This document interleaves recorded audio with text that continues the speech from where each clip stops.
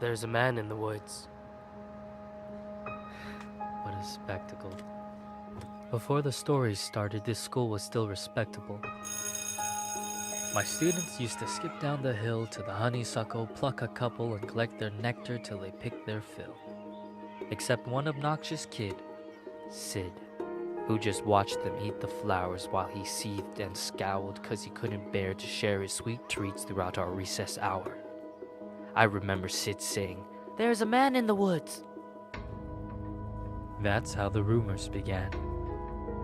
Of course, Sid had spotted him first. The poor kids. He got him immersed in his spiel about a serial killer whose gun barrel glint hints at peril. A visit to the nurse, or worse, a hearse, waiting just beyond the dale. The children saw him everywhere. "Look, over there!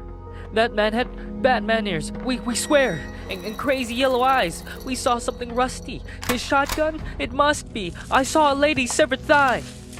Trust me, every word I heard was absurd. Yet each day Sid would stray down way past the playground. Who else was brave enough to save us from the killer's next plot? The rest of the lot would stop back at the blacktop, sure that any closer they were bound to be found deep in the woods, left to rot. I pleaded for the kids to think and learn to be mature, but after a few more rumors doomed my attempts to prove the school was secure, their fear was undeterred, and when the buses drove them all home, the parents finally heard. Everything just blew up. I received a wall of emails and calls full of shrieks, wails, and all from terrified families who'd heard word of the murderer and didn't like my lack of action at all. What was I supposed to do?